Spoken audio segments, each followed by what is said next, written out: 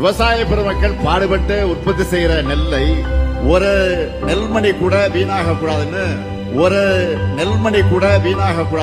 அதிகாரிகளுக்கு நான் உத்தரவிட்டிருக்கிறேன். ஒரு வாரத்திற்கு முன்னால் தொடர் மழை நம்முடைய கடலூர் மாவட்டத்தில் பெய்தது. இதுல விவசாயம் பெரிய அளவில் பாதிக்கப்பட்டது. இது விவசாயிகள் வாங்கிய அந்த நெல்கள் எல்லாம் நம்முடைய சேத்திய தோப்பு கூட்டுறவு சக்கர ஆலையில 7500 மெட்ரிக் டன் நெல் சாக்கு மூட்டையை பிடிக்கப்பட்டு இங்கு அடுக்கி வைக்கப்பட்டிருக்கிறது. நேற்றைக்கு எனக்கு கிடைத்த தகவலின் அடிப்படையில் புவனகிரி சட்டமன்ற உறுப்பினர் என்ற முறையில் இந்த சாக்கில முளைந்த நெல்களை பார்வையிடுவதற்காக நான் வந்தபொழுது புதிதாக பிளாஸ்டிக் தார்பாய்களை கொண்டு அனைத்தையும் மூடி இருக்கிறார்கள். இந்த ஒரு அடுக்கை நான் தூக்கி பார்த்தபோது கிட்டத்தட்ட எல்லா நெல்மணிகளும் முளைத்திருக்கிறது. உரிய நேரத்தில் இந்த தார்பாயை போட்டிருந்தா இந்த நெல் பயிரெல்லாம் முளைச்சிருக்காது. கொள்முதல் செய்யப்பட்ட நெல் பாதுகாப்பா மூடி வைக்கப்பட்டிருக்கு.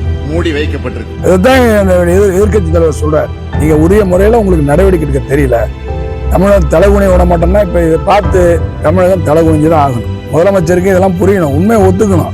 ஒரு நெல்மணியை கூட நான் வீணாக்க விட மாட்டேன் என்று ஸ்டாலின் சொல்றார். ஒரு நெல்மணி கூட வீணாக கூடாதுன்னு அதிகாரிகளுக்கு நான் உத்தரவிட்டிருக்கிறேன். இங்க பார்க்க சொல்லுங்க. இதுக்கெல்லாம் யார் பொறுப்பு?